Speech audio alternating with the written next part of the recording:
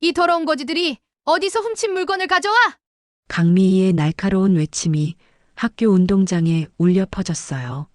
당장 경찰 불러. 이 냄새 나는 것들 수갑 채워서 우리 동네에서 치워버려. 12살 보리는 눈물을 흘리며 바닥에 쓰러져 있었어요. 옆에는 진흙투성이가 된 거지 할아버지가 넘어져 있었죠. 격 떨어지게 진짜. 강미희가 마지막 모욕을 퍼부었을 때 할아버지의 주머니에서 낡은 폴더폰이 툭 떨어졌어요. 그 순간 모든 것이 바뀌었습니다. 할아버지가 폰을 열어 단 한마디를 내뱉었거든요. 김 실장 와라. 1분 후 하늘에서 헬기 소리가 들렸고 30명의 정장 차림 남자들이 무릎을 꿇으며 외쳤어요. 회장님, 과연 이 거지 할아버지의 진짜 정체는 무엇일까요? 그리고 보리와는 어떤 운명적 만남이 있었던 걸까요? 어디서 보고 계신지 댓글로 남겨주세요.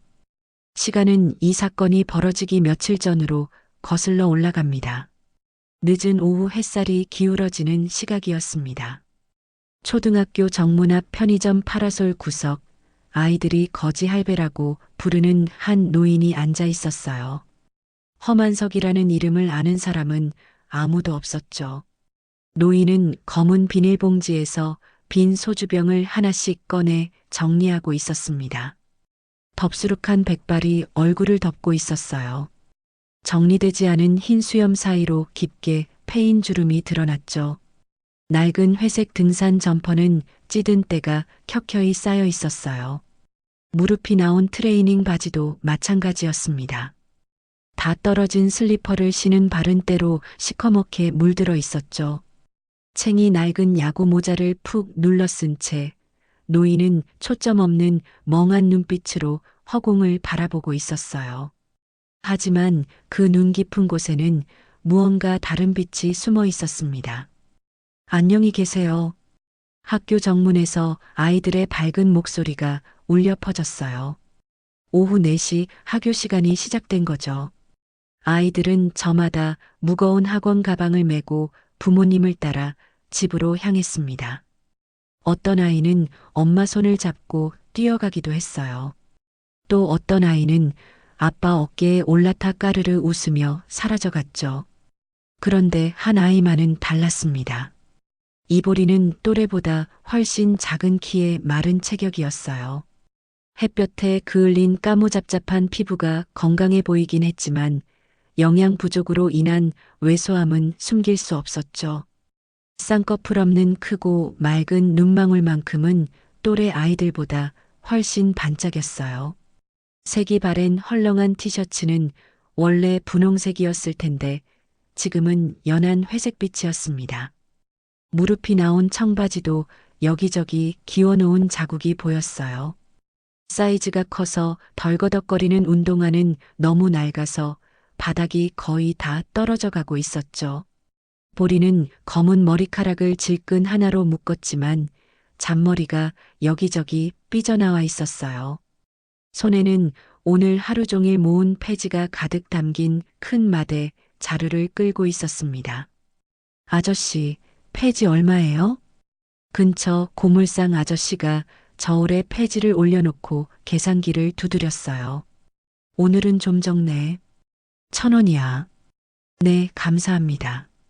보리는 구겨진 1,000원짜리 지폐를 받아 꼭 쥐었어요. 오늘 하루의 수고가 1,000원이라는 현실에 잠시 어두워진 표정을 감추려 애썼죠. 편의점으로 향하는 보리의 발걸음은 조금 무거웠어요.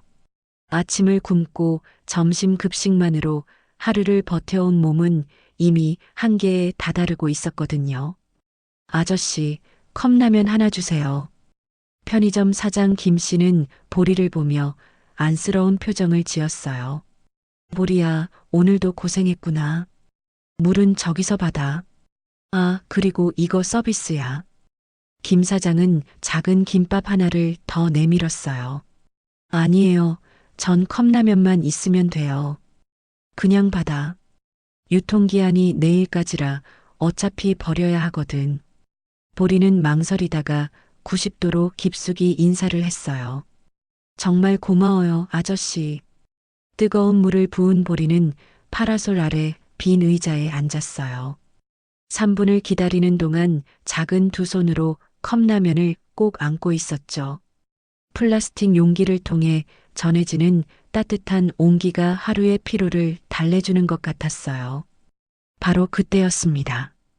꼬르륵. 옆에서 아주 큰 배고픔 소리가 들렸어요. 노인의 배에서 나온 소리였죠. 노인은 당황한 듯 배를 움켜쥐며 고개를 돌렸어요. 창피한 듯 모자를 더 깊숙이 눌렀었습니다. 보리는 젓가락을 든 손을 멈췄어요. 갓 익은 컵라면에서 김이 모락모락 올라오고 있었어요. 매운 냄새가 코끝을 자극했죠. 하루 종일 굶주렸던 몸은 간절히 음식을 원하고 있었어요. 하지만 보리는 망설이지 않았습니다. 할아버지, 보리가 조심스럽게 말을 건넸어요. 목소리는 작았지만 또렷했죠. 노인이 고개를 돌려 보리를 바라봤어요. 멍한 척하고 있었지만 그의 눈에는 예리한 관찰력이 스쳐 지나갔습니다. 저요. 보리는 다시 한번 노인을 불렀어요. 저 학교에서 급식을 너무 많이 먹어서 배가 안 고파요. 완전한 거짓말이었어요. 보리는 아침도 굶었고 점심 급식이 하루의 전부였거든요. 집에 가봐야 아픈 할머니와 함께 마실 미지근한 보리차만 기다리고 있을 뿐이었죠. 하지만 아이의 목소리에는 진심이 가득 담겨 있었어요. 이거 불기 전에 대신 드세요. 보리는 갓 익은 컵라면을 노인 앞으로 살며시 밀어주었어요. 뜨거운 김이 노인의 주름진 얼굴을 부드럽게 스쳤죠. 노인은 깜짝 놀란 표정으로 아이를 바라봤어요. 70년 넘게 살아오면서 이런 순수한 선의를 받아본 것이 언제였던가요? 너는 안 먹냐? 노인의 목소리는 거칠었지만 어딘가 따뜻함이 묻어 있었어요. 네, 전 정말 배불러요. 보리는 침을 꿀꺽 삼키면서도 환하게 웃어 보였어요. 12살 아이가 지을 수 있는 가장 밝은 미소였죠. 국물에 밥 말아 드시면 더 맛있어요. 우리 할머니가 그러셨거든요. 보리의 말에 노인의 가슴 한편이 뭉클해졌어요. 노인의 시선이 자연스럽게 보리의 온몸을 훑었어요. 운동화는 너무 낡아서 바닥이 거의 다 떨어져 가고 있었어요. 발가락 부분이 찢어져 구멍난 양말이 살짝 보였죠. 찢어진 곳으로 까만 발가락이 삐죽 나와 있었어요. 보리의 손도 마찬가지였습니다. 폐지를 주우며 여기저기 상처가 나 있었고 손톱 사이에는 때가 끼어 있었어요. 어린 손치고는 너무 거칠고 상처투성이었죠. 하지만 그 모든 것을 압도하는 것은 아이의 눈망울이었어요. 맑고 순수한 눈빛은 어떤 보석보다 값진 것 같았습니다. 노인은 보리의 착한 거짓말을 단번에 꿰뚫어 봤어요. 수십 년간 기업을 경영하며 사람을 보는 눈이 예리해졌거든요. 특히 아이의 순수한 마음씨는 결코 숨길 수 없는 것이었죠. 그래, 고맙구나. 노인은 떨리는 손으로 젓가락을 들었어요. 첫 한 입을 넣는 순간 뜨거운 국물이 목구멍을 타고 내려갔습니다. 얼마나 오랫동안 제대로 된 음식을 먹지 못했던지 눈시울이 뜨거워졌어요. 맛있다. 노인의 중얼거림에 보리는 더욱 밝게 웃었어요. 다행이에요. 할아버지가 맛있게 드시니까 저도 정말 기뻐요. 보리는 빈속을 달래려고 편의점 앞에 놓인 정수기에서 종이컵에 물을 받아 마셨어요. 찬물이 비어있는 뱃속에서 철렁거렸지만 꾹 참았어요. 노인은 라면을 후루룩 먹으면서도 계속해서 보리를 관찰했어요. 아이의 모든 행동과 표정에서 계산 없는 진심이 느껴졌습니다. 순수한 선이었죠. 이런 아이가 아직 세상에 있구나. 노인의 마음 깊은 곳에서 오랫동안 잠들어 있던 무언가가 꿈틀거리기 시작했어요. 편의점 김 사장이 걱정스러운 표정으로 보리에게 말했어요. 보리야, 이제도 다 졌는데 집에 가서 저녁 먹어야지. 할머니가 기다리고 계실 텐데. 네, 곧 갈게요, 아저씨. 보리는 대답했지만 쉽게 발걸음을 옮기지 않았어요. 할아버지가 라면을 다 드실 때까지 옆에서 지키고 있었거든요. 혹시라도 할아버지가 외로우실까 봐서요. 노인이 라면을 다 먹고 나서 보리에게 말했어요. 정말 고맙다, 꼬마야. 덕분에 오늘 하루 중 가장 맛있는 식사를 했구나. 천만에요, 할아버지. 그럼 저 이제 집에 갈게요. 안녕히 계세요. 보리는 90도로 깎듯이 인사를 하고 빈마대 자루를 끌고 골목 안쪽으로 사라져 갔어요. 작은 뒷모습이 저녁 노을의 까만 실루엣처럼 보였죠. 허 노인은 빈 컵라면 용기를 오랫동안 바라보며 깊은 생각에 잠겼어요. 아이의 따뜻한 마음씨가 오랫동안 잊고 지내왔던 소중한 무언가를 일깨워줬거든요. 그때 편의점 김 사장이 노인 옆 의자에 앉으며 한숨을 쉬었어요. 참 기특한 아이죠, 보리가.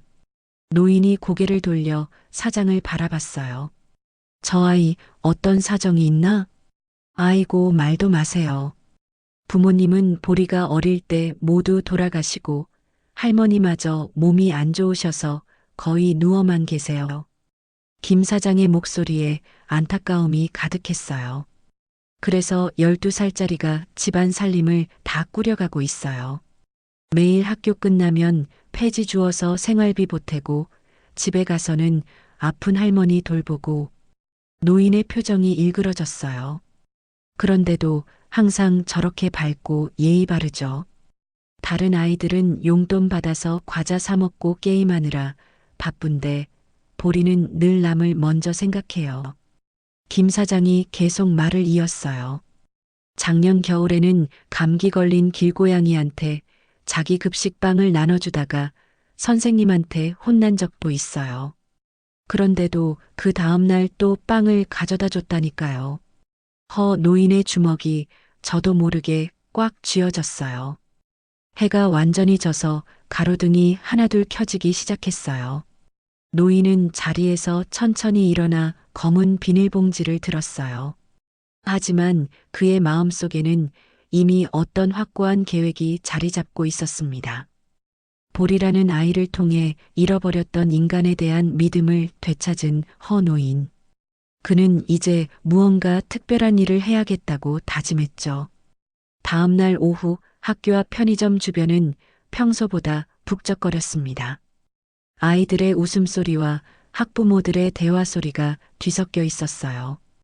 보리는 오늘도 어김없이 큰 마대 자루를 끌고 나타났죠. 하지만 오늘은 뭔가 달랐습니다. 허 노인이 평소보다 일찍 파라솔 아래 자리를 잡고 있었거든요. 어제 보리가 건넨 컵라면의 따뜻함이 아직도 가슴 한편에 남아 있었어요. 할아버지, 안녕하세요. 보리가 90도로 인사를 하며 다가왔어요. 어제와 똑같은 바랜 티셔츠에 무릎 나온 청바지 차림이었죠. 하지만 얼굴에는 환한 미소가 가득했습니다. 어제는 잘 주무셨어요? 아이의 순수한 관심에 노인은 가슴이 뭉클했어요. 응, 잘 잤다. 너는? 저도요. 할머니한테 할아버지 이야기했더니 할머니도 좋은 분 같다고 하셨어요. 보리의 말에 노인은 깊숙이 고개를 끄덕였어요. 그때 학교 정문 쪽에서 고급 세단 한 대가 서서히 다가오는 것이 보였습니다. 검은색 벤츠였어요. 번호판도 깔끔하고 차체는 햇빛에 반짝거렸죠. 차에서 한 아이가 내렸어요. 민준이라는 5학년 남자아이였습니다. 깔끔하게 다림질된 교복에 반듯하게 빗어넘긴 머리, 새 운동화가 햇빛에 반짝거렸어요. 민주는 보리를 발견하고 손을 흔들었습니다. 보리야, 어제 숙제담 맞았어? 고마웠어. 보리가 환하게 웃으며 대답했어요. 다행이네요. 저도 도움이 되어서 기뻐요. 두 아이가 자연스럽게 이야기를 나누는 모습이었어요. 민주는 평소 보리의 순수한 마음씨를 알고 있었거든요. 하지만 바로 그 순간이었습니다. 차 안에서 한 여자가 화들짝 놀라며 급하게 내려왔어요. 강미희였습니다.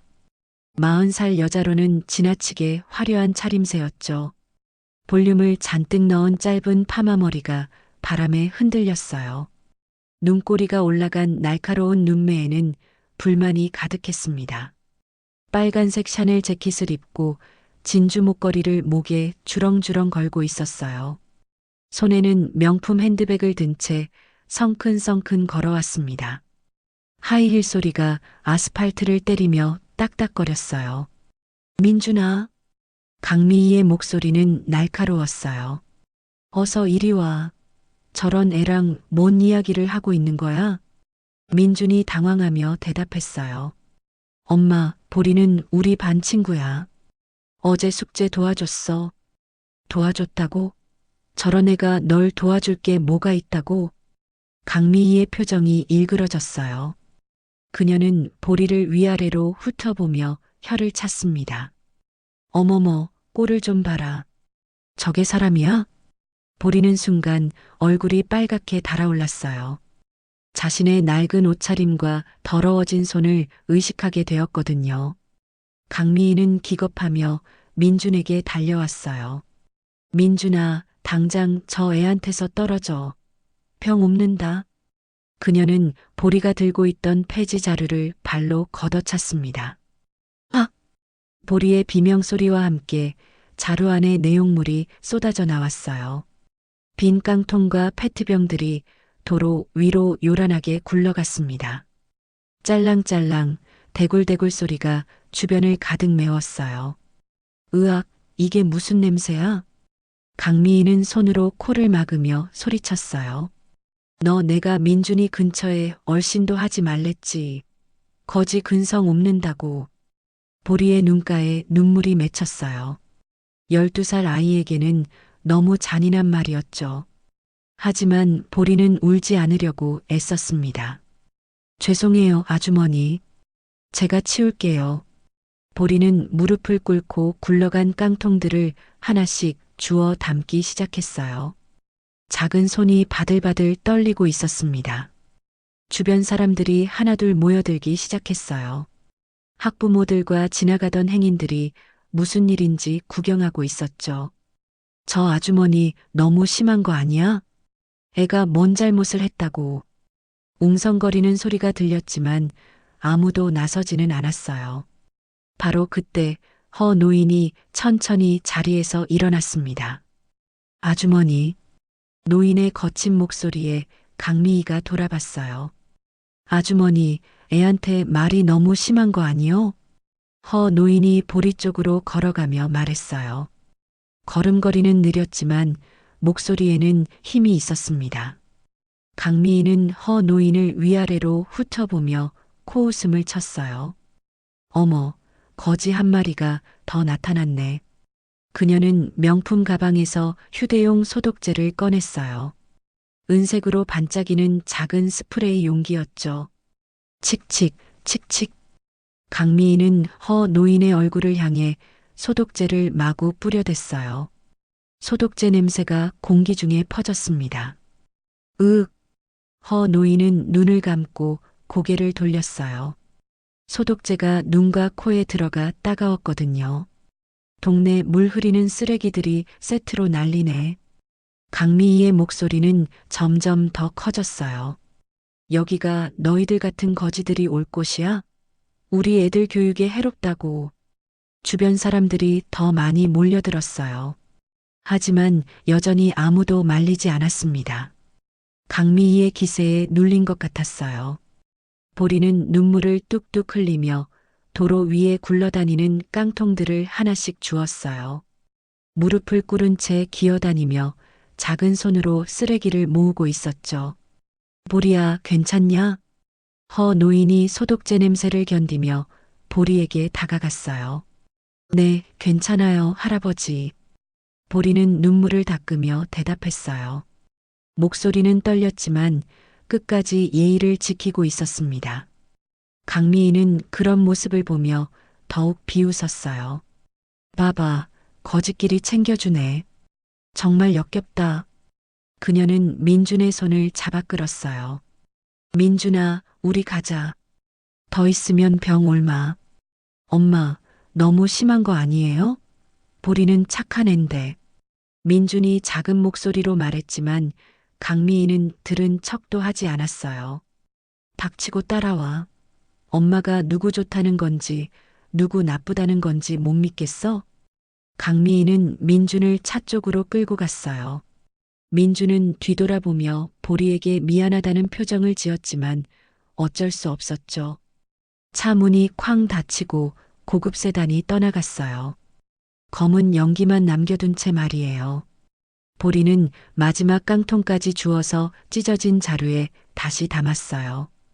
자루 한쪽이 찢어져서 또 흘러나올 것 같았지만 꾹꾹 눌러 담았습니다.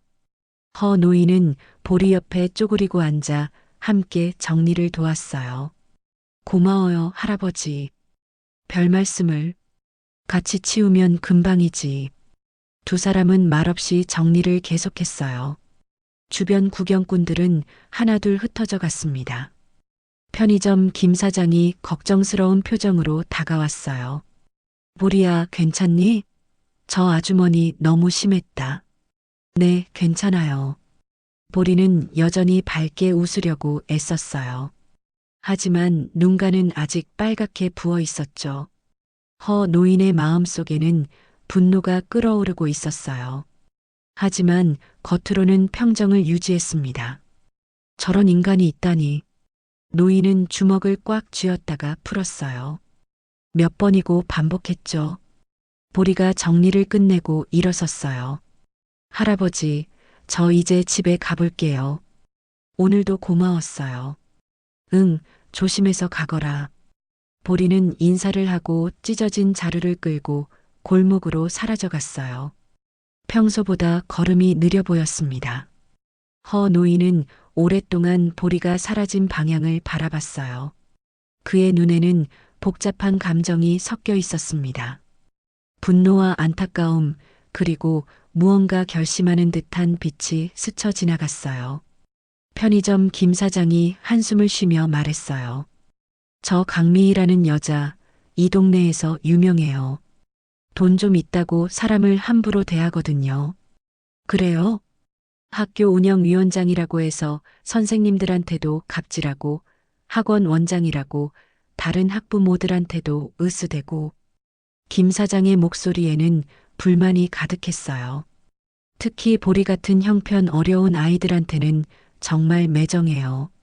작년에도 비슷한 일이 있었거든요. 허 노인의 표정이 더욱 굳어졌어요. 밤이 깊어가면서 거리는 조용해졌습니다. 하지만 허 노인의 마음은 조용하지 않았어요. 오랫동안 잊고 있었던 감정들이 되살아나고 있었거든요. 그는 검은 비닐봉지를 들고 천천히 자리를 떴어요. 하지만 그의 걸음에는 어떤 목적이 담겨 있는 것 같았습니다. 그로부터 며칠이 지났습니다. 보리의 일상은 여전히 폐지 줍기와 학교 오가기의 반복이었어요. 하지만 강미희의 모욕적인 말들이 마음 한구석에 상처로 남아 있었죠. 목요일 오후 보리는 평소보다 일찍 집으로 향했어요. 오늘은 할머니 생신이었거든요. 부모님이 돌아가신 후 보리를 키워주신 유일한 가족이었죠. 할머니, 다녀왔어요. 보리가 문을 열고 집에 들어갔어요. 하지만 평소와 달리 대답이 없었습니다. 할머니? 보리는 안방으로 달려갔어요. 할머니가 바닥에 쓰러져 계셨거든요. 얼굴은 창백했고 숨소리는 가빠졌어요. 할머니, 할머니. 보리가 할머니를 흔들었지만 의식이 없으셨습니다. 보리는 손이 떨린 채 119에 전화를 걸었어요. 여보세요, 응급실이요. 우리 할머니가 쓰러지셨어요. 구급차 사이렌 소리가 골목에 울려 퍼졌어요. 보리는 할머니 손을 꼭 잡고 구급차에 올랐습니다. 12살 아이에게는 너무 무거운 현실이었죠. 병원 응급실은 소독약 냄새와 긴장감으로 가득했어요. 의사들이 할머니를 응급처치실로 옮겨갔습니다. 보리는 의자에 앉아 기다렸어요. 시간이 영원처럼 길게 느껴졌죠. 2시간 후 의사가 나왔습니다. 보호자가 누구죠? 저요, 선생님. 이보리예요. 의사는 보리를 보고 놀란 표정을 지었어요. 어른은 안 계신가요? 저 혼자예요. 할머니가 어떻게 되신 거예요? 의사의 표정이 무거워졌어요. 담낭염이 심각한 상태입니다. 당장 수술하지 않으면 생명이 위험해요. 보리의 얼굴이 하얗게 변했어요. 수술하면 괜찮아지세요? 네, 하지만 수술비가 필요합니다. 얼마나요? 500만 원 정도 들 것 같아요. 보리에게는 천문학적인 금액이었어요. 하루 폐지 줍기로 1,000원 벌기도 힘든 상황에서 500만 원이라니요. 선생님, 조금만 기다려 주세요. 제가 돈을 구해 볼게요. 의사는 안쓰러운 표정으로 보리를 바라봤어요. 최대한 빨리 해야 해요. 시간이 많지 않아요. 보리는 집으로 뛰어갔어요. 숨이 턱까지 차올랐지만 멈출 수 없었죠. 방 한구석에서 작은 나무 상자를 꺼냈어요. 돌아가신 부모님의 유품들이 담긴 상자였습니다. 그 안에 낡은 은목걸이가 있었어요. 엄마가 유일하게 남긴 귀중품이었죠. 보리는 목걸이를 꼭 쥐고 전당포로 향했어요. 전당포는 골목 안쪽 지하에 있었어요. 계단을 내려가니 습한 냄새가 코끝을 찔렀습니다. 아저씨, 이거 얼마나 받을 수 있어요? 보리는 은목걸이를 내밀었어요. 전당포 주인이 돋보기로 목걸이를 자세히 살펴봤습니다. 어디서 이딴 걸 가져왔어? 주인의 목소리는 차가웠어요. 우리 엄마가 남겨주신 거예요. 이런 싸구려는 돈도 안 돼. 은도금 한 거야, 이거. 주인이 목걸이를 보리에게 다시 밀어줬어요. 제발요, 아저씨. 우리 할머니가 아파서 수술비가 급해요. 보리의 눈에 눈물이 맺혔어요. 그런 사정 나한테 이야기해봤자 소용없어. 돈 안 되는 건 안 받아. 1,000원이라도 좋아요. 제발이요. 됐다고 빨리 가. 전당포 주인이 손을 내저었어요.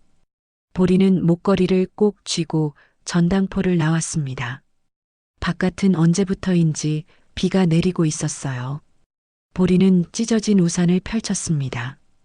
우산 여기저기에 구멍이 나 있어서 빗방울이 떨어져 내렸어요. 발걸음은 무거웠어요. 어디서 수술비를 구해야 할지 막막했거든요. 그때 편의점 앞을 지나게 되었어요. 파라솔 아래 허 노인이 앉아 있었습니다. 비를 피하고 있었지만 몸은 이미 젖어 있었어요. 노인은 떨고 있었어요. 찬비에 몸이 식어버린 것 같았죠. 보리는 잠시 멈춰 섰어요. 자신도 절망적인 상황이었지만 할아버지가 불쌍해 보였거든요. 보리는 망설이지 않고 우산을 접었어요. 그리고 허 노인에게 다가가 우산을 건넸습니다. 할아버지, 이거 쓰세요. 노인이 고개를 들어 보리를 바라봤어요. 너는 어떡하냐? 저는 괜찮아요. 집이 가까워요. 거짓말이었어요. 집까지는 아직 꽤 멀었거든요. 고맙구나, 꼬마야. 노인이 우산을 받자마자 보리는 뛰기 시작했어요. 찬비가 온몸을 적셨지만 신경 쓸 겨를이 없었죠. 허 노인은 보리가 뛰어가는 모습을 바라봤어요. 아이의 뒷모습이 비에 젖어 더욱 작아 보였습니다. 그때 바람에 날려온 종이 한 장이 노인의 발 앞에 떨어졌어요. 젖은 종이었죠. 노인이 그 종이를 주워들었어요. 보리의 알림장이었습니다. 비에 젖어 글씨가 번져 있었어요. 하지만 한 부분은 또렷하게 읽을 수 있었어요. 할머니 수술비 걱정. 어떻게 구하지? 500만 원. 노인의 손이 떨렸어요. 알림장에 적힌 보리의 일기를 읽고 있었거든요. 엄마 목걸이도 안 받아줬어. 할머니 어떻게 하지? 노인의 가슴이 뭉클해졌어요. 12살 아이가 혼자 감당하기에는 너무 큰 시련이었죠. 비는 더욱 세게 내렸어요. 노인은 젖은 알림장을 품에 넣고 주먹을 꽉 쥐었습니다. 70년 넘게 살아오면서 이런 감정을 느껴본 것이 언제였던가요? 분노와 안타까움, 그리고 무언가 해야겠다는 결심이 동시에 밀려왔어요. 노인은 천천히 일어났어요. 그의 눈빛에는 확고한 의지가 담겨 있었습니다. 편의점 김 사장이 걱정스러운 표정으로 다가왔어요. 할아버지, 괜찮으세요? 비 너무 많이 맞으셨는데. 김 사장님. 네. 보리 그 아이 할머니가 아프다고 했나요? 김 사장의 표정이 어두워졌어요. 네, 오늘 응급실로 실려가셨다고 들었어요. 수술해야 한다던데 보리가 어떻게 감당하겠어요? 노인의 주먹이 더욱 꽉 쥐어졌어요. 그 아이가 얼마나 힘들겠어요. 혼자서 다 해결하려고 하니까. 김 사장이 한숨을 쉬며 말했어요. 허 노인은 더 이상 듣지 않았어요. 그는 비를 맞으며 어둠 속으로 사라져 갔습니다. 하지만 그의 걸음에는 어떤 목적이 뚜렷하게 담겨 있었어요. 병원에서 보리는 할머니 곁을 지키고 있었습니다. 의식을 잃은 할머니의 손을 꼭 잡고 있었어요. 할머니, 걱정하지 마세요. 제가 어떻게든 돈을 구해볼게요. 보리의 목소리는 떨렸지만 포기하지 않는 의지가 담겨 있었어요. 시계는 밤 10시를 가리키고 있었습니다. 보리는 의자에서 졸고 있었어요. 하루 종일의 충격과 피로가 몰려온 것 같았죠. 그때 병원 복도에서 특이한 일이 벌어지고 있었어요. 한 남자가 원무과 직원과 조용히 이야기를 나누고 있었습니다. 정장을 입은 남자의 뒷모습이 익숙해 보였어요. 환자 이름이 어떻게 되죠? 보리 할머니라고 하는데 정확한 성함은? 보리라는 아이가 보호자인 환자 맞죠? 네, 맞습니다. 남자가 봉투 하나를 건넸어요. 수술비 전액과 입원비를 미리 지불하겠습니다. 그런데 누구신지 익명으로 해주세요. 절대 누가 냈는지 알리면 안 됩니다. 원무과 직원은 당황했지만 돈을 받았어요. 남자는 복도에서 잠들어 있는 보리를 멀리서 바라봤습니다. 아이의 평화로운 잠든 얼굴을 보며 조용히 미소를 지었어요. 그리고는 소리 없이 병원을 떠났습니다. 다음 날 아침 간호사가 보리를 깨웠어요. 보리야, 일어나렴. 네. 할머니는 어떻게 되셨어요? 수술 준비 다 됐어. 수술비도 해결됐고. 보리가 깜짝 놀랐어요. 수술비요? 제가 낸 적 없는데요. 익명의 후원자가 전액 내주셨어. 입원비까지 다. 보리는 믿을 수 없다는 표정이었어요. 도대체 누가 이런 도움을 줬을까요?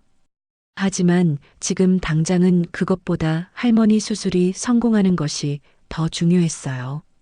허 노인은 그 시각 편의점 앞 파라솔 아래 평소와 다름없이 앉아 있었습니다. 하지만 그의 눈에는 만족스러운 미소가 스쳐 지나가고 있었어요. 할머니 수술이 성공한 지 일주일이 지났습니다. 보리는 여전히 누가 도움을 줬는지 몰랐지만 매일 감사한 마음으로 지내고 있었어요. 할머니도 회복이 빨라서 다행이었죠. 토요일 아침 학교 운동장에는 현수막이 여러 개 걸려 있었어요. 사랑 나눔 자선 바자회라고 적힌 알록달록한 글씨가 눈에 띄었습니다. 학부모회에서 주최하는 연례 행사였어요. 운동장 곳곳에는 천막과 테이블이 설치되어 있었어요. 각 가정에서 기증한 물건들을 파는 자리였죠. 수익금은 어려운 이웃을 돕는 데 쓰인다고 했습니다. 오전 10시 바자회가 시작되었어요. 강미희는 운동장 한가운데 가장 눈에 띄는 자리를 차지하고 있었습니다. 화려한 빨간색 샤넬 재킷을 입고 목에는 진주 목걸이를 주렁주렁 걸고 있었어요. 어머, 미희 씨, 이게 다 뭐예요? 한 학부모가 놀라며 말했어요. 강미희의 테이블에는 명품들이 가득했거든요. 에르메스 스카프, 샤넬 가방, 카르티에, 시계까지 반짝반짝 빛나고 있었어요. 아, 이런 것들이야. 집에 너무 많아서 정리 좀 하려고 내놨어요. 강미희는 겸손한 척했지만 목소리에는 자랑스러움이 가득했어요. 우리 가정은 어려운 이웃을 돕는 일에 앞장서야 한다고 생각하거든요. 주변 학부모들이 감탄사를 연발했어요. 역시 미희 씨는 다르네요. 이런 마음씨가 있으니까 성공하시는 거예요. 강미희는 더욱 우쭐해졌어요. 사람들의 시선이 온통 자신에게 쏠린 것이 기분 좋았거든요. 반면 운동장 구석진 자리에는 보리가 서 있었어요. 작은 돗자리 위에 손수 만든 물건들이 놓여 있었습니다. 아크릴 실로 짠 수세미, 헝겊으로 만든 컵받침, 폐지로 접은 종이꽃까지 보리가 밤새 만든 정성스러운 작품들이었어요. 하지만 사람들은 거들떠보지도 않았어요. 강미희의 명품 테이블에만 줄을 서 있었거든요. 보리야, 오늘 바자회 나왔구나. 뒤에서 익숙한 목소리가 들렸어요. 허 노인이었습니다. 할아버지, 안녕하세요. 보리는 반갑게 인사했어요. 허 노인은 여전히 꼬질꼬질한 차림이었어요.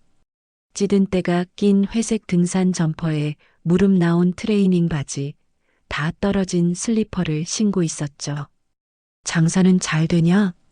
아니요, 아직 하나도 안 팔렸어요. 보리는 씁쓸하게 웃었어요. 그래도 괜찮아요. 할머니가 건강해지셨으니까요. 허 노인은 보리의 밝은 모습에 마음이 따뜻해졌어요. 그런데 할아버지는 뭐하러 오셨어요? 나도 뭔가 내놓으려고. 허 노인은 품 안에서 검은 비닐봉지를 꺼냈어요. 평소에 늘 들고 다니던 그 봉지였죠. 봉지 안에서 하얀 그릇이 하나 나왔어요. 도자기로 만든 작은 그릇이었습니다. 보리야, 이거 우리 집 강아지 개밥 그릇인데 꽤 쓸만하다. 허 노인이 그릇을 보리의 돗자리 위에 올려놓았어요. 바자회에 내놔보거라. 혹시 누가 사갈지도 모르잖니. 보리는 그릇을 자세히 살펴봤어요. 하얀 바탕에 연한 푸른색 무늬가 그려져 있었어요. 깔끔하고 예뻤지만 특별해 보이지는 않았죠. 네, 고마워요, 할아버지. 보리는 정중하게 인사를 했어요. 그때 주변에서 아이들의 웃음소리가 들렸어요. 저기 보리 있네. 개밥 그릇까지 가져왔어? 몇몇 아이들이 보리의 자리로 몰려왔어요. 정말로 개밥 그릇이네. 냄새 안 나? 으악, 더러워. 아이들이 손으로 코를 막으며 비웃었어요. 보리의 얼굴이 빨갛게 달아올랐어요. 하지만 화를 내지 않았습니다. 이거 깨끗해요. 개밥 그릇이 아니라 그냥 그릇이에요. 거지가 뭘 알겠어? 한 아이가 더 심하게 말했어요.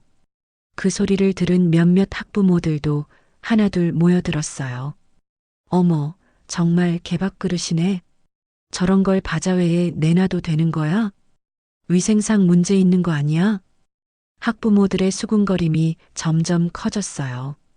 강미희도 소란이 난 쪽으로 시선을 돌렸어요. 보리가 있는 곳을 보자 입꼬리가 비틀어졌죠. 어머머, 저 애가 또 무슨 일을 벌인 거야? 강미희는 자리에서 일어나 보리 쪽으로 걸어왔어요. 하이힐 소리가 딱딱 울렸습니다. 뭔 소동이야 이게? 강미희의 날카로운 목소리에 사람들이 길을 비켜줬어요. 아, 미희 씨. 저 애가 개밥 그릇을 바자회에 내놨다고 해서요. 한 학부모가 설명했어요. 강미희는 보리를 위아래로 훑어보며 혀를 찼어요. 또 너구나. 진짜 민폐야, 민폐. 그녀는 하얀 그릇을 들어 올렸어요. 이런 걸 바자회에 내놓다니. 정말 염치가 없네. 죄송해요, 아주머니. 보리가 작은 목소리로 사과했어요. 죄송하긴. 당장 치워. 강미희가 소리쳤어요. 바로 그때 사람들 사이로 한 중년 남자가 나타났어요. 민준이의 아버지인 박진수 씨였습니다. 박진수는 골동품 감정사였어요. 평소에는 조용한 성격이라 말이 별로 없었죠. 그런데 오늘은 달랐어요. 강미희가 들고 있는 하얀 그릇을 보자 눈이 휘둥그레졌어요. 잠깐만요. 박진수의 갑작스러운 외침에 모든 사람들이 깜짝 놀랐어요. 그 그릇 좀 보여주세요. 박진수가 다급하게 달려왔어요. 뭔데요, 갑자기? 강미희는 당황하며 물었어요. 박진수는 그릇을 받아들고 자세히 살펴봤어요. 손이 떨리고 있었습니다. 몇 분 동안 그릇의 바닥, 무늬, 색깔을 꼼꼼히 관찰했어요. 돋보기까지 꺼내서 세밀하게 확인했죠. 사람들은 숨을 죽이고 지켜봤어요. 무슨 일인지 궁금했거든요. 박진수의 얼굴이 점점 창백해졌어요. 그리고는 갑자기 비명을 질렀습니다. 이건 모든 사람들이 놀라 박진수를 바라봤어요. 이건 조선 백자 진품입니다. 박진수의 목소리는 떨리고 있었어요. 뭐라고요? 강미희가 다시 물었어요. 조선시대 백자예요. 그것도 왕실에서 사용하던 최고급품입니다. 박진수가 흥분하며 말했어요. 15세기 후반 작품으로 추정되고 보존 상태도 완벽해요. 사람들이 웅성거리기 시작했어요. 진짜예요? 조선시대 백자라고요? 박진수는 고개를 끄덕였어요. 제가 20년 넘게 골동품 감정 일을 하고 있는데 이런 완벽한 백자는 처음 봅니다. 그는 잠시 멈췄다가 더욱 놀라운 말을 했어요. 감정감한 최소 3억 원은 나올 물건입니다.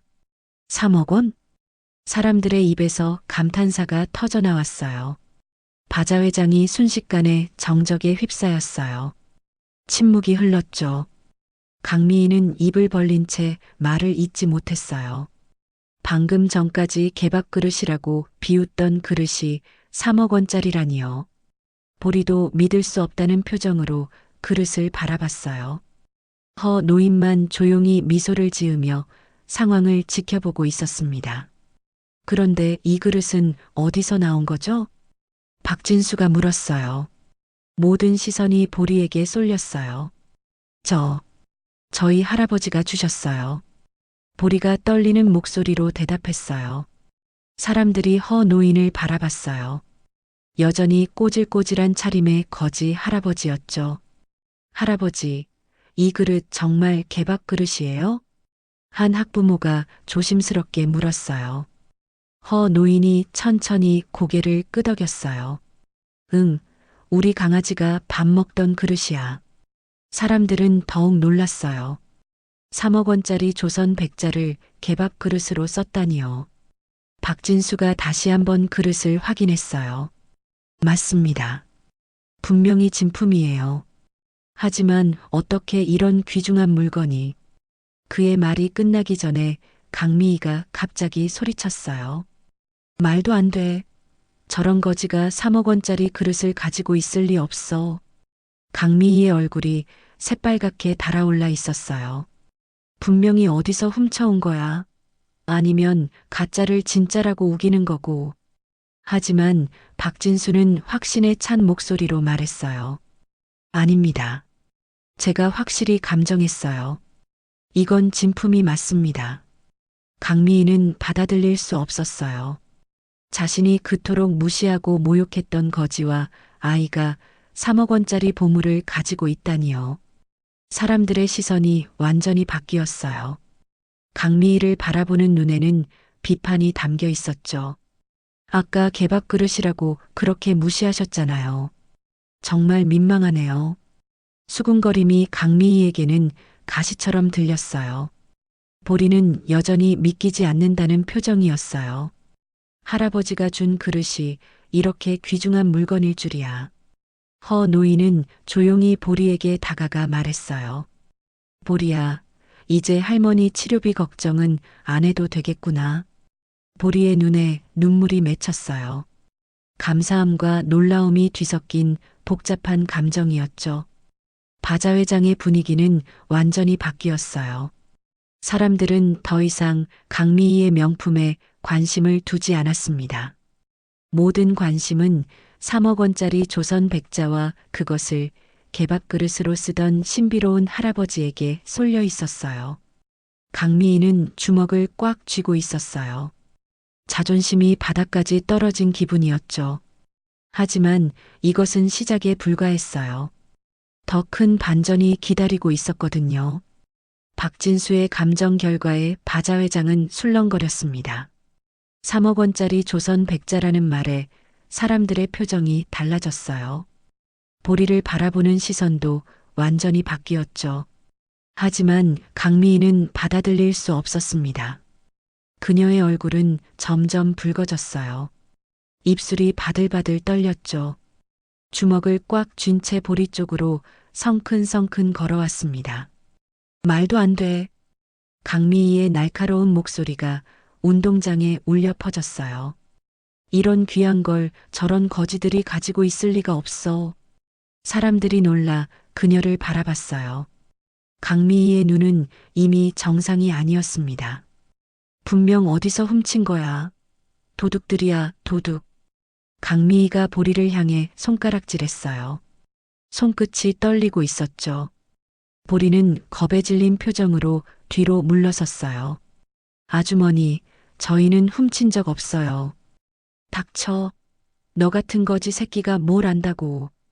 강미희의 말은 점점 거칠어졌어요. 박진수가 말렸어요.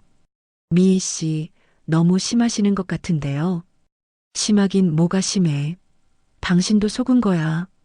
강미희는 박진수에게도 화를 냈어요. 저런 애들이 3억 원짜리를 가지고 있다고? 웃기지도 않아. 주변 학부모들이 웅성거렸어요. 미희 씨가 너무 흥분하신 것 같은데. 아이한테 저렇게 말하면 안 되죠. 하지만 강미희는 듣지 않았어요. 그녀는 더욱 흥분했습니다. 다들 속지 마세요. 저런 애들을 믿으면 안 돼. 강미희가 보리에게 더 가까이 다가갔어요. 보리는 무서워서 뒤로 계속 물러섰죠. 아주머니, 제발. 보리의 간청도 소용없었어요. 강미희는 갑자기 보리의 머리채를 움켜쥐었습니다. 아, 보리가 비명을 질렀어요. 어디서 훔쳐왔는지 말해. 당장. 강미희가 보리의 머리를 앞뒤로 흔들었어요. 보리의 머리끈이 풀어져 머리카락이 흩어졌죠. 놓아주세요. 보리가 울먹이며 소리쳤어요. 바로 그때 허 노인이 나섰습니다. 아주머니, 그만하시오. 노인이 강미희의 팔을 잡으며 말했어요. 애한테 왜 이러시오? 강미희는 허 노인을 보더니 더욱 화를 냈어요. 당신도 공범이겠지. 더러운 거지가. 그녀는 허 노인을 향해 손을 뻗었어요. 같이 훔쳤겠지? 그렇지? 강미희가 허 노인의 가슴을 세게 밀었어요. 허 노인은 나이가 많아 힘이 없었어요.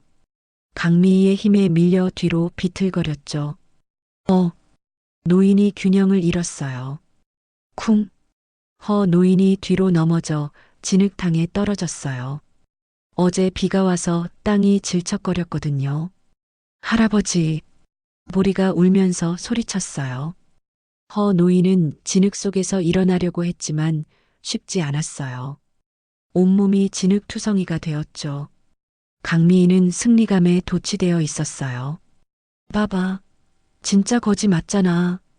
그녀는 모여든 사람들을 향해 큰 소리로 외쳤어요. 이 더러운 거지들이 어디서 훔친 물건을 가져와? 강미희의 목소리는 히스테리에 가까웠어요. 당장 경찰 불러. 그녀의 외침에 사람들이 움찔했어요. 이 냄새나는 것들 수갑 채워서 우리 동네에서 치워버려. 강미희는 삿대질을 멈추지 않았어요. 격 떨어지게 진짜. 마지막 말은 거의 비명에 가까웠어요. 사람들은 충격받은 표정으로 강미희를 바라봤어요. 너무 심한 말이었거든요. 보리는 울음을 터뜨렸어요. 12살 아이에게는 감당하기 힘든 모욕이었죠. 허 노인은 진흙탕에서 천천히 몸을 일으켰어요. 회색 등산 점퍼는 온통 진흙으로 범벅이 되어 있었습니다. 바로 그때였어요. 노인의 낡은 점퍼 주머니에서 무언가가 툭 하고 떨어졌어요. 구형 폴더폰이었습니다. 검은색 작은 폴더폰이 진흙 위에 떨어져 있었어요. 화면에는 금이 가 있었지만 아직 작동하는 것 같았죠. 사람들이 그 폴더폰을 신기한 듯 바라봤어요. 요즘 누가 저런 구식폰을 쓸까 싶었거든요. 하지만 허 노인은 그 폰을 대수롭지 않게 주워들었어요. 강미인은 여전히 흥분 상태였어요. 경찰 부르라고. 당장. 그녀는 계속해서 소리쳤어요. 저런 도둑들을 그냥 둘 수 없어. 박진수가 다시 나섰어요. 미희 씨, 진정하세요. 아직 확실한 건 아니잖아요. 확실하다고. 거지가 3억 원짜리를 어떻게 가져. 강미인은 박진수에게도 화를 냈어요. 당신도 속은 거라고. 주변 학부모들은 어쩔 줄 몰라 했어요. 강미희의 기세에 눌려서 말을 못하겠더라고요. 보리는 허 노인에게 달려갔어요. 할아버지, 괜찮으세요? 응, 괜찮다. 허 노인은 진흙을 털어내며 일어섰어요. 하지만 그의 눈빛은 전과 달랐어요. 깊고 차가운 무언가가 스쳐 지나갔거든요. 강미인은 승리감에 취해 계속 소리쳤어요. 다들 정신 차리세요. 저런 사기꾼들한테 속으면 안 돼. 그녀는 손에 들고 있던 명품 가방을 흔들며 말했어요. 이런 진짜 명품과 저런 훔친 물건을 구별할 줄 알아야 한다고. 사람들의 시선이 강미희에게 집중되었어요. 하지만 그 시선은 예전과 달랐습니다. 비판적이고 차가운 시선이었어요. 너무 심한 것 같은데 아이한테 저런 말을 하다니. 작은 목소리로 수군거리는 소리가 들렸어요. 하지만 강미희는 듣지 못했어요. 자신의 목소리에만 취해 있었거든요. 허 노인은 조용히 폴더폰을 들여다봤어요.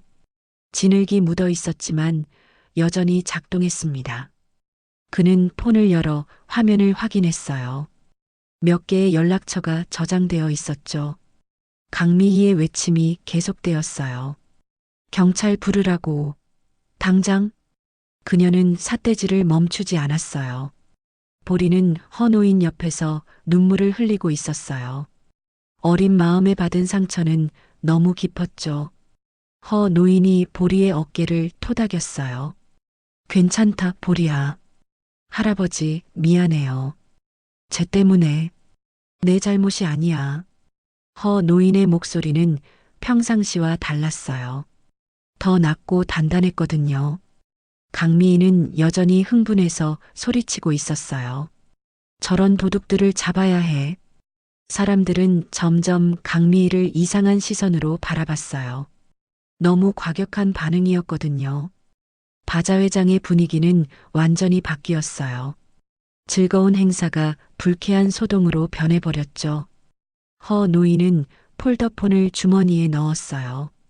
그리고 보리를 바라보며 조용히 말했어요. 이제 집에 가자. 네, 할아버지. 두 사람이 바자회장을 떠나려고 했어요. 하지만 강미희는 막아섰어요. 어디 가려고? 경찰 올 때까지 기다려. 그녀는 여전히 흥분해 있었어요. 허 노인이 강미희를 조용히 바라봤어요. 그의 눈에는 알 수 없는 깊이가 있었습니다. 잠시 정적이 흘렀어요. 그리고 허 노인은 천천히 입을 열었어요. 하지만 아직 때가 아니었나 봐요. 그는 말없이 고개만 끄덕였습니다. 강미희는 승리감에 도취되어 계속 떠들어댔어요. 자신이 얼마나 큰 실수를 하고 있는지 전혀 몰랐거든요. 바람이 불어와 허 노인의 진흙 묻은 옷자락을 흔들었어요. 그 순간 뭔가 변화의 징조가 느껴졌습니다. 진흙탕에 넘어져 있던 허 노인이 천천히 몸을 일으켰습니다. 사람들은 그저 불쌍한 노인이 일어서는 것으로만 생각했어요. 하지만 뭔가 달랐습니다. 허 노인의 굽어있던 허리가 서서히 꼿꼿하게 펴지기 시작했어요. 마치 용수철이 원래 모습을 찾아가는 것처럼 자연스럽게 말이죠. 그리고 그의 눈빛이 변했어요. 더 이상 동네 거지 할아버지의 멍한 눈이 아니었습니다. 깊고 예리한 빛이 스쳐 지나갔어요. 마치 오랫동안 잠들어 있던 맹수가 깨어나는 것 같았죠. 강미인은 여전히 승리감에 도취되어 소리치고 있었어요. 봤죠? 역시 거지는 거지야. 이런 사기꾼들을 믿으면 안 된다고.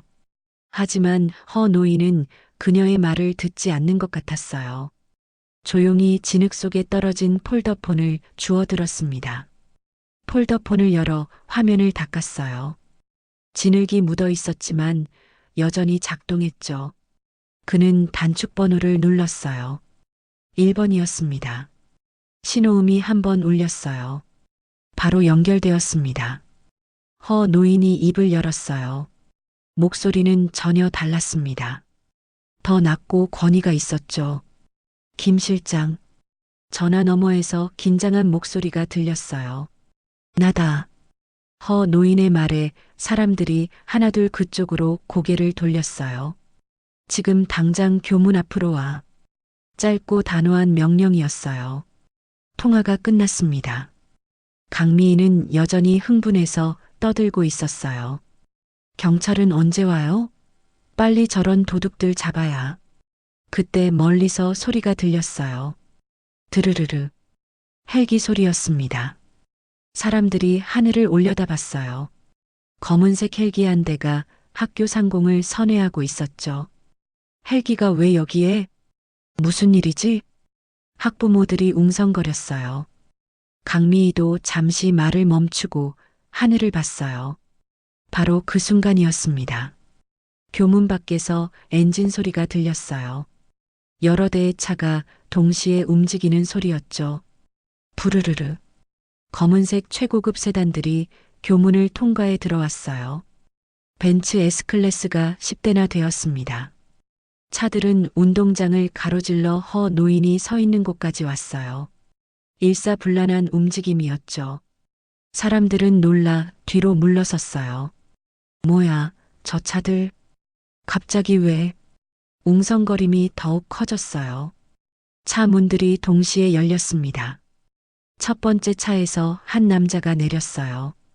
키가 크고 다부진 체격이었습니다. 검은색 정장을 입고 선글라스를 쓰고 있었죠. 김 실장이었어요. 그 뒤로 건장한 정장 차림의 남자들이 줄줄이 내렸어요. 모두 30명이나 되었습니다. 이들은 허 노인을 향해 일제히 걸어왔어요. 발걸음이 너무 똑같아서 마치 군대 같았죠. 강미희와 학부모들은 입을 다물지 못했어요. 저 사람들이 뭐야? 왜 갑자기 여기에? 30명의 수행원들이 허 노인 앞에 도열했어요. 두 줄로 나란히 섰죠. 그리고는 모든 사람이 동시에 90도로 허리를 숙였습니다. 회장님, 30명의 목소리가 하나로 울렸어요. 늦어서 죄송합니다. 우렁찬 외침이 운동장에 울려 퍼졌어요. 그 순간 바자 회장은 완전히 정적에 휩싸였습니다. 모든 사람들이 입을 벌린 채 그 광경을 바라봤어요. 회장님이라고? 강미희의 얼굴이 창백하게 변했어요. 허 노인이 천천히 입을 열었어요. 늦지 않았다. 그의 목소리는 완전히 달라져 있었어요. 권위 있고 카리스마가 넘쳤죠. 김 실장이 앞으로 나왔어요. 회장님, 옷을 갈아입으시겠습니까? 허 노인이 고개를 끄덕였어요. 김 실장이 손짓하자 한 수행원이 옷가방을 들고 왔어요. 잠깐만. 허 노인이 말을 멈췄어요. 그리고 강미희를 바라봤어요. 강미희는 그 시선을 받고 몸이 경직되었어요. 허 노인의 눈빛이 전혀 다른 사람 같았거든요. 아까 뭐라고 했지? 허 노인의 목소리는 차가웠어요. 더러운 거지들이라고 했나? 강미희가 입술을 떨었어요. 그게 경찰 불러서 수갑 채우라고 했지? 허 노인이 한 걸음씩 강미희에게 다가갔어요. 강미희는 뒤로 물러섰어요. 다리가 후들후들 떨렸죠. 그때 누군가가 휴대폰을 보며 소리쳤어요. 이거 봐요. 한 학부모가 스마트폰 화면을 들어 보였어요. 속보가 떴어요. 사람들이 그 화면을 보려고 모였어요. 화면에는 뉴스 속보가 떠 있었어요. 태산그룹 허만석 회장, 6개월 잠행 끝내고 복귀. 국내 재계 서열 1위, 돌연 실종 후 첫 모습 드러내. 사람들이 속보를 읽고는 허 노인을 다시 바라봤어요. 태산그룹 회장? 허만석? 정말이야? 웅성거림이 더욱 커졌어요. 태산그룹은 국내 최대 기업이었어요. 누구나 아는 대기업이었죠. 그 회장이 바로 앞에 서 있다는 게 믿어지지 않았어요. 강미희는 완전히 얼어붙었어요. 입에서 말이 나오지 않았죠. 허만석 회장은 여전히 진흙 묻은 낡은 점퍼를 입고 있었어요. 하지만 그 위압감은 상상을 초월했습니다. 보리야. 회장이 보리를 불렀어요. 네, 할아버지. 보리는 아직도 상황을 파악하지 못하고 있었어요. 무서웠지? 아니요, 괜찮아요. 보리는 여전히 순수했어요. 회장의 표정이 부드러워졌어요. 보리를 바라볼 때만큼은 따뜻한 할아버지였죠. 하지만 강미희를 바라볼 때는 달랐어요. 김 실장. 네, 회장님. 이 여자가 누구인지 조사해봐. 이미 파악했습니다. 김 실장이 태블릿을 꺼내 읽었어요. 강미희 40세.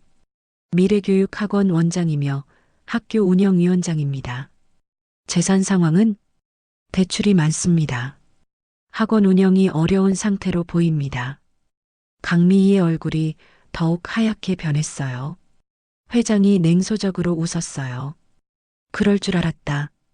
그는 강미희를 바라보며 말했어요. 진짜 돈 있는 사람은 자랑하지 않거든. 강미희는 아무 말도 할 수 없었어요. 주변 학부모들의 시선이 모두 그녀에게 쏠려 있었어요. 차가운 시선들이었죠. 회장님, 옷 갈아입으시겠습니까? 김 실장이 다시 물었어요. 회장이 고개를 끄덕였어요. 수행원들이 임시 탈의실을 만들어줬어요. 잠시 후 회장이 나왔어요. 완전히 다른 사람이 되어 있었습니다. 최고급 검은색 정장에 반짝이는 구두, 포마드로 깔끔하게 넘긴 백발이 위풍당당했어요. 안경 너머로 빛나는 눈빛은 카리스마 그 자체였죠. 사람들이 탄성을 질렀어요. 완전히 다른 사람 같네. 정말 재벌 회장 포스가 난다. 회장은 강미희 앞에 섰어요. 강미희는 떨리는 다리로 겨우 서 있었어요. 이제 진짜 경찰을 불러볼까? 회장의 차가운 목소리에 강미희가 무릎을 꿇었어요. 죄송합니다. 그녀의 목소리는 떨리고 있었어요. 하지만 회장의 복수는 이제 시작이었습니다. 진정한 반전은 아직 남아 있었어요. 운동장에는 긴장감이 감돌고 있었습니다. 강미희는 바닥에 주저앉아 벌벌 떨고 있었어요. 무슨 일이 벌어진 건지 아직 제대로 파악하지 못하고 있었죠. 눈앞의 현실이 믿어지지 않았거든요. 김 실장이 강미희 앞으로 다가왔습니다. 키가 크고 위압적인 모습에 강미희는 더욱 움츠러들었어요. 태산그룹 허만석 회장님이십니다. 김 실장의 목소리는 차갑고 단호했어요. 국내 재계 서열 1위시죠. 강미희의 얼굴이 더욱 하얗게 변했어요. 입술이 바들바들 떨렸죠. 그럴 리가. 강미희가 떨리는 목소리로 중얼거렸어요. 허만석 회장은 최고급 정장 차림으로 강미희를 내려다봤습니다. 완전히 다른 사람이 된 것 같았어요. 위압감이 대단했죠. 회장의 눈빛은 차가웠어요. 마치 얼음처럼 냉정했습니다. 내 손녀 같은 아이를 괴롭힌 대가가 아주 클 거야.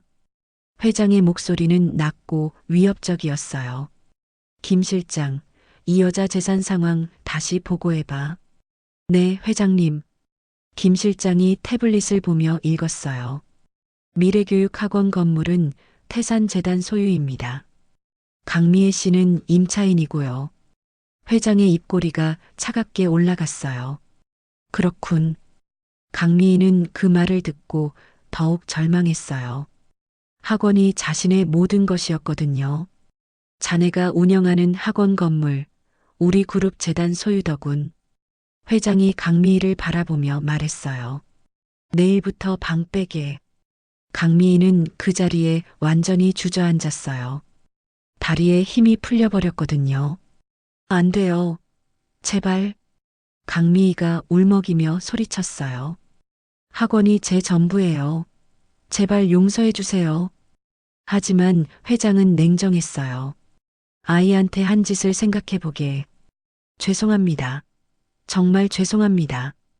강미희는 오열하기 시작했어요. 모든 게 무너져 내리는 기분이었죠. 주변 학부모들은 숨을 죽이고 지켜보고 있었어요. 강미희의 몰락을 보며 복잡한 심정이었죠. 저런 일이 실제로 벌어지네. 너무 심하게 했으니까. 보리한테 미안하지. 작은 목소리로 수군거렸어요. 회장은 강미희에게 더 이상 관심을 두지 않았어요. 보리 쪽으로 돌아섰죠. 보리는 멍하니 서 있었어요. 상황을 이해하지 못하고 있었거든요.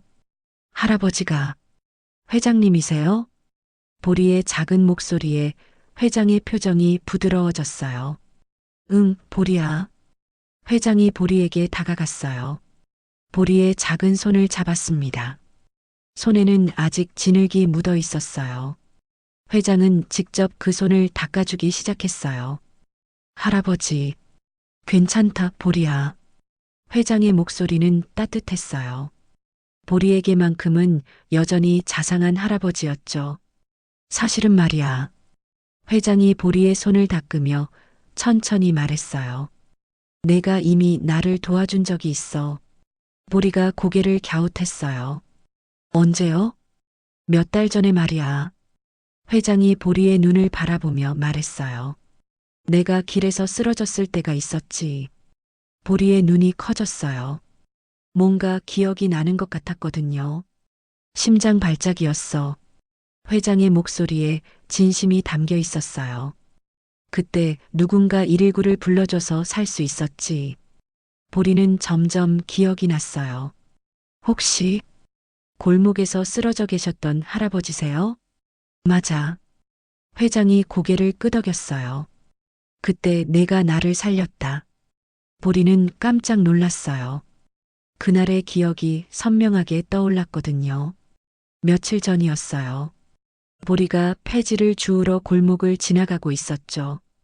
그때 한 할아버지가 길에 쓰러져 있었어요. 보리는 무서웠지만 119에 신고했어요. 구급차가 올 때까지 옆에서 지켜봤죠. 그때는 너무 급해서. 그리고 할아버지가 피도 많이 흘리시고 안경도 안 쓰셔서 몰라봤어요. 보리가 미안한 표정으로 말했어요. 그런 상황에서 알아볼 수 있겠니? 괜찮다. 회장이 보리의 머리를 쓰다듬었어요. 너는 정말 착한 아이야. 회장이 보리의 머리를 쓰다듬었어요. 그 후로 너를 찾고 있었어. 저를요? 응. 내가 찾던 진짜 보석이 바로 너였거든. 회장의 말에 보리는 고개를 갸웃했어요. 보석이요? 사람의 마음씨 말이야. 회장이 미소를 지었어요. 돈이나 명품보다 훨씬 귀한 거지. 보리는 여전히 잘 이해하지 못하는 표정이었어요. 그래서 할아버지가 저를 도와주신 거예요? 도와준 게 아니야. 회장이 말했어요.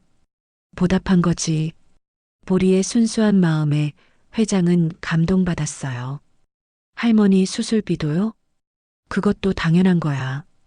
회장이 보리의 어깨를 토닥였어요. 김 실장, 네, 회장님. 할머니 수술 어떻게 진행되고 있지? 최고 의료진이 담당하고 있습니다. 김 실장이 보고했어요. 완전히 회복될 예정이고 퇴원 후 관리도 저희가 맡겠습니다. 보리는 믿을 수 없다는 표정이었어요. 정말이에요? 정말이야. 회장이 확신에 찬 목소리로 말했어요. 앞으로 내가 걱정할 일은 없을 거야. 보리의 눈에서 눈물이 흘러내렸어요. 기쁨의 눈물이었죠. 고마워요, 할아버지. 고맙긴. 내가 더 고마워. 회장도 눈시울이 붉어졌어요. 주변 사람들은 감동받은 표정으로 지켜봤어요. 정말 아름다운 이야기네. 보리가 복받을 일이야. 착한 일 하니까 좋은 일이 생기는 거야. 학부모들의 목소리에는 감동이 담겨 있었어요. 한편 강미희는 여전히 바닥에 주저앉아 울고 있었어요. 자신의 처지를 생각하니 절망스러웠거든요. 회장님, 김 실장이 조심스럽게 말했어요. 언론에서 연락이 오고 있습니다. 그럴 줄 알았어. 회장이 고개를 끄덕였어요. 보리는 언론에 노출시키지 마. 알겠습니다. 회장은 보리의 사생활을 보호하려고 했어요. 앞으로도 평범하게 살 수 있게 해줘. 네, 회장님. 김 실장이 대답했어요. 회장은 다시 보리를 바라봤어요. 보리야, 이제 학교 가야지? 네, 할아버지. 앞으로도 착하게 살 거라. 네. 보리는 밝게 대답했어요. 회장은 만족스러운 미소를 지었어요. 김 실장, 보리 집까지 안전하게 데려다줘. 알겠습니다. 김 실장이 보리에게 다가갔어요. 보리 양 모시고 가겠습니다. 보리는 회장에게 마지막 인사를 했어요. 할아버지, 감사해요. 나도 고맙다, 보리야. 회장이 보리를 꼭 안아줬어요. 보리가 떠난 후 회장은 강미희를 다시 바라봤어요. 강미희는 여전히 울고 있었어요. 마지막으로 한 가지 더. 회장의 목소리에 강미희가 고개를 들었어요. 다시는 아이들을 괴롭히지 마. 네, 네. 강미희가 떨리는 목소리로 대답했어요. 회장은 더 이상 그녀에게 관심을 두지 않았어요. 김 실장, 철수하자. 네, 회장님. 30명의 수행원들이 다시 일제히 움직였어요. 차들이 하나씩 떠나갔어요. 운동장은 다시 조용해졌습니다. 하지만 오늘 일어난 일은 오랫동안 사람들 기억에 남을 것 같았어요. 강미희만 혼자 바닥에 앉아 있었어요. 모든 것이 끝난 후의 적막함이었죠. 보리는 김 실장의 차를 타고 집으로 향했어요. 창밖 풍경이 평소와 같았지만 모든 것이 달라진 것 같았죠. 정말 꿈 같은 일이었어. 보리는 가슴이 두근거렸어요. 할머니도 건강해지고 앞으로 걱정할 일도 없다니요. 하지만 가장 기쁜 것은 따로 있었어요. 할아버지를 만난 것 말이에요. 진짜 가족 같은 할아버지를 말이죠. 1년이 흘렀습니다. 세월은 많은 것을 바꿔놓았어요. 그날의 사건은 동네에서 전설처럼 회자되고 있었죠. 강미희는 학부모 사회에서 완전히 매장당했어요. 아이들 앞에서 그런 추태를 부렸다는 소문이 퍼졌거든요. 학원은 문을 닫을 수밖에 없었죠. 결국 그녀는 야반도주하듯 동네를 떠났습니다. 어디로 갔는지 아는 사람은 없었어요. 강미의 소식 들었어? 완전히 망했다던데. 자업자득이지 뭐. 사람들은 가끔 그녀를 언급하며 고개를 저었어요. 하지만 보리의 이야기는 달랐습니다. 할머니는 성공적으로 수술을 마치고 건강을 되찾으셨어요. 허만석 회장이 약속했던 최고 의료진의 치료 덕분이었죠. 보리야, 학교 다녀오너라. 할머니는 이제 예전보다 훨씬 건강한 모습이셨어요. 수술 후 꾸준한 관리를 받으며 완전히 회복되셨거든요. 네, 할머니. 다녀올게요. 보리의 목소리도 예전보다 밝았어요. 봄날 오후 중학교 교문 앞 풍경이었습니다. 보리가 교문을 나서고 있었어요. 깔끔한 중학교 교복을 입고 있었죠. 예전의 낡은 옷차림과는 완전히 달랐습니다. 얼굴도 훨씬 밝아 보였어요. 영양 상태가 좋아져서 볼에도 살이 올랐죠. 하지만 여전히 맑고 순수한 눈망울은 그대로였습니다. 보리는 교문을 나서며 습관처럼 편의점 파라솔 쪽을 바라봤어요. 하지만 그곳에는 더 이상 거지 할배가 없었습니다. 대신 교문 앞에는 번쩍이는 검은 세단이 서 있었어요. 최고급 벤츠 S클래스였죠. 차 옆에는 중절모를 쓴 멋진 신사가 서 있었어요. 허만석 회장이었습니다. 회장은 최고급 네이비 정장을 입고 있었어요. 포마드로 깔끔하게 넘긴 백발과 품격 있는 중절모가 멋스러웠죠. 반짝이는 구두와 은색 지팡이까지 완벽한 신사의 모습이었습니다. 1년 전에 꼬질꼬질한 거지 할아버지와는 전혀 다른 모습이었어요. 하지만 보리를 바라보는 따뜻한 눈빛만은 여전했죠. 보리 양. 회장이 인자한 미소로 손짓했어요. 보리의 얼굴이 환해졌어요. 회장님. 보리가 달려가다가 멈춰 섰어요. 아니, 할아버지. 보리는 여전히 회장을 할아버지라고 불렀어요. 회장이 그렇게 해달라고 했거든요. 오늘 떡볶이 먹으러 가기로 했지? 회장이 차 문을 열어주며 말했어요. 타시게. 네. 보리가 밝게 대답하고 회장의 품으로 달려갔어요. 회장이 보리를 꼭 안아줬어요. 1년 전과 똑같은 따뜻한 포옹이었죠. 오늘 학교는 어땠어? 재밌었어요. 친구들도 많이 생겼고요. 보리의 목소리에는 행복이 가득했어요. 그래, 다행이야. 회장도 흐뭇한 표정이었어요. 두 사람이 차에 타자 김 실장이 정중하게 인사했어요. 보리 양, 안녕하세요. 안녕하세요, 김 실장님. 보리는 김 실장에게도 예의 바르게 인사했어요. 차가 출발했습니다. 창밖으로는 1년 전 그 편의점이 보였어요. 파라솔 아래 의자는 여전히 있었지만 이제 다른 사람들이 앉아 있었죠. 할아버지. 응? 가끔 예전이 그리워요. 보리가 창밖을 바라보며 말했어요. 왜? 회장이 궁금해했어요. 그때는 할아버지가 정말 제 할아버지 같았거든요. 보리의 순수한 말에 회장이 웃었어요. 지금도 내 할아버지야. 맞아요. 하지만 그때가 더 편안했어요. 보리의 말에 회장이 고개를 끄덕였어요. 그럼 가끔은 예전처럼 만날까? 정말요? 응. 편의점 파라솔에서 컵라면 먹으면서 말이야. 보리의 눈이 반짝였어요. 좋아요. 두 사람은 웃음을 나누며 떡볶이 집으로 향했어요. 떡볶이 집은 동네에서 유명한 곳이었어요. 보리가 추천한 곳이었죠. 사장님, 떡볶이 2인분이요. 보리가 익숙하게 주문했어요. 어머, 보리야. 오랜만이네. 사장님이 반갑게 맞아주었어요. 이분은 누구세요? 제 할아버지세요. 보리가 자랑스럽게 소개했어요. 아이고, 할아버지가 참 품이 있으시네. 사장님이 감탄했어요. 맛있게 해드릴게요. 떡볶이가 나왔어요. 빨갛고 매콤한 냄새가 코끝을 자극했죠. 할아버지, 맛있어요. 보리가 떡볶이를 먹으며 말했어요. 정말 맛있구나. 회장도 만족스러워했어요. 사실 회장에게는 처음 먹어보는 음식이었어요. 하지만 보리와 함께 먹으니 세상 어떤 고급 요리보다 맛있었죠. 할아버지. 응?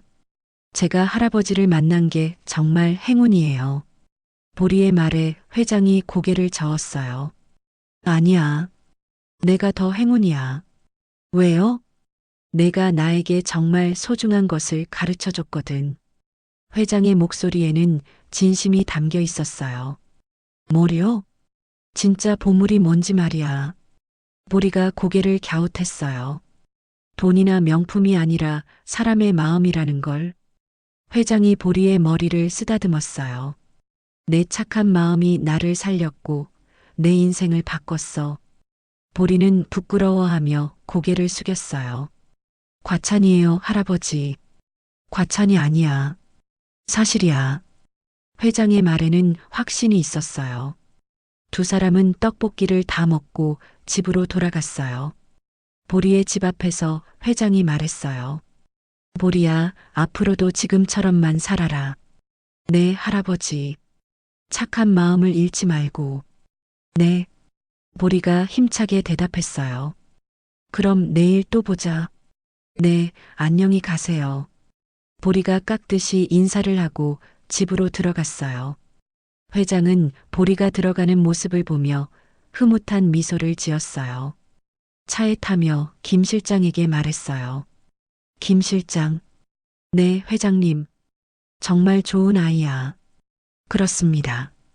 내가 만난 가장 큰 행운이야. 회장의 목소리에는 감사함이 가득했어요. 검은 세단이 저녁 노을 속으로 사라져갔어요.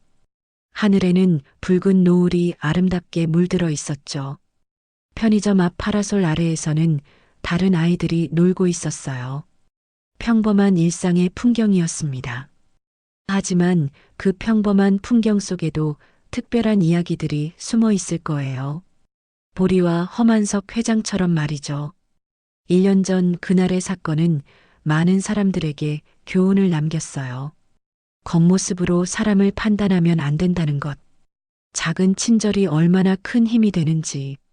그리고 착한 마음은 결국 보상받는다는 것.